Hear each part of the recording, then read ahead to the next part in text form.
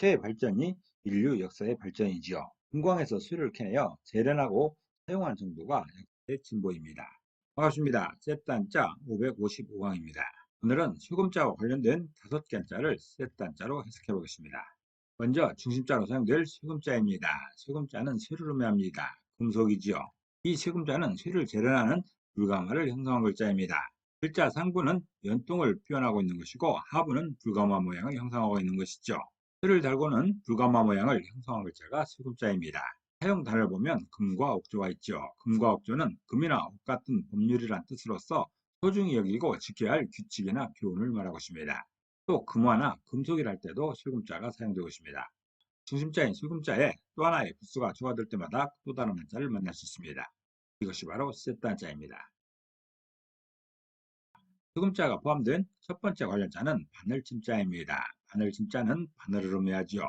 바늘이라는 것은 가늘고 끝이 뾰족한 표로 된 물건입니다. 이 바늘침자는 쇠금자와 열십자로 구성되었지요. 그 중에 쇠금자는 쇠를 의미합니다. 금속이지요.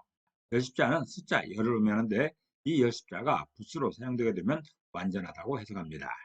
그래서 바늘침자는 금속 중에서 완전한 것이 바늘이라 표현하고 있습니다. 다시 말해서 바늘은 금속 제품 중에서 가장 완성도가 높은 제품이라는 것이죠. 끝이 뾰족한 이 바늘이 금속 제품 중에서 가장 완성도가 높은 제품입니다. 바늘같이 끝이 뾰족한 것을 만드는 것이 금속 재련 작업 중에서 가장 어려운 것이죠. 그렇기 때문에 가장 완성도가 높은 제품이 바늘인 것입니다. 사용 단어를 보면 침소봉대가 있습니다. 침소봉대는 바늘같이 작은 것을 몽둥이같이 크게 한다는 말로서 작은 일을 크게 과장함을 이루는 말입니다. 또 침엽수라고 할 때나 나침판이라 할 때도 침자가 사용되고 있습니다. 두 번째 관련자는 날카로울 외자입니다. 날카로울 외자는 날카롭다는 뜻이 있죠. 이 날카로울 외자는 소금자와 바꿀 태자로 구성되었습니다. 그 중에 소금자는 쇠를 의미하지요. 금속입니다. 바꿀 태자는 바꾸다는 뜻이 있습니다. 그래서 날카로울 외자는 쇠를 바꾸면 날카롭다고 표현하고 있습니다. 다시 말해서 쇠를 도구로 변경시키면 날카롭게 된다는 것입니다. 칼이 되었던 창이 되었던 어떤 도구가 되었던 쇠를 재련하여 어떤 도구로 변경시키게 되면 날카롭게 됩니다. 날카롭게 하는 작업이 들어가는 것이죠. 날카로울 자는 쇠를 바꾸면 날카롭다고 표현하고 있습니다. 쇠를 도구로 변경시키게 되면 날카롭게 된다는 것이죠. 사용 단어를 보면 소장기회라는 말이 있습니다. 소장기회는 나이 젊고 건강한 사람은 날카롭다는 뜻이지요. 흥년기의 왕성한 지식력과 행동력을 이루는 말입니다. 또 애리하다고 할 때나 첨예하다고 할 때도 날카로울 자가 사용되고 있습니다. 소금자가 사용된 세 번째 관련자는 수북종자입니다. 수북종자는 수북이지요. 종을 의미하고 있습니다. 종이라는 것은 시간이나 신호를 알리기 위해서 서서 소리를 내는 금속 기구입니다. 이 수북종자는 쇠금자와 아이동자로 구성되었습니다.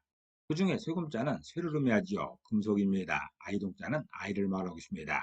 그래서 쇠북종자는 쇠로 만든 아이가 쇠북이라 표현하고 있습니다. 다시 말해서 쇠북은 종인 것인데 아이들처럼 큰 소리가 난다는 것이죠. 마치 아이들이 뛰어놀면 큰 소리가 나는 것처럼 쇠도 큰 소리가 난다는 것입니다. 쇠북은 쇠로 만든 아이 같다는 것이죠.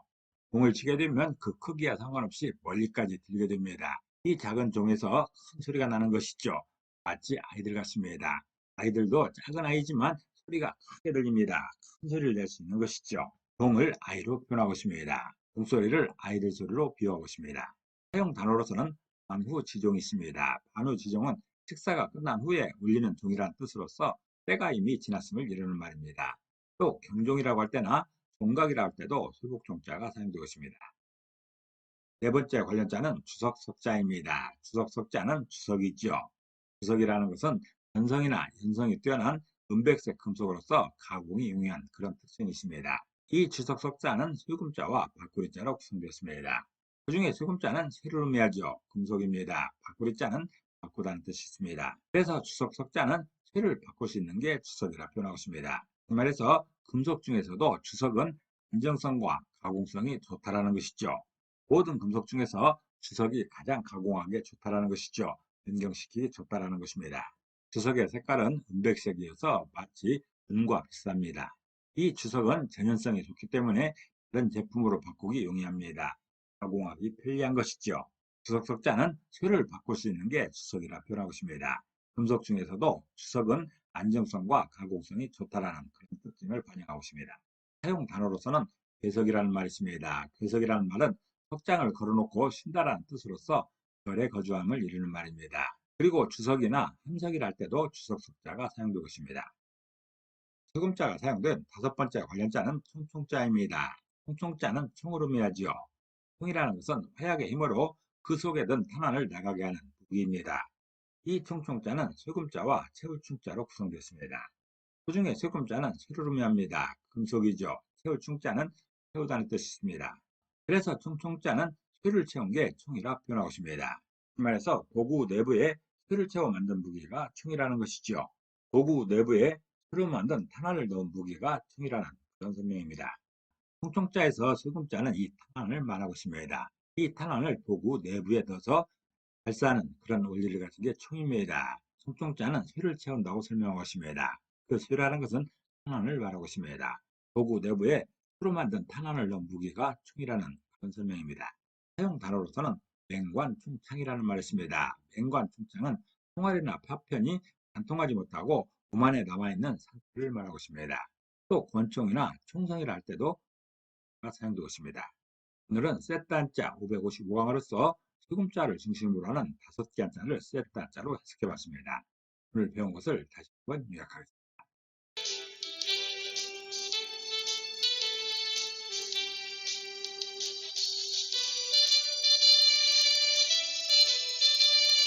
오늘도 평안을 기도합니다. 감사합니다.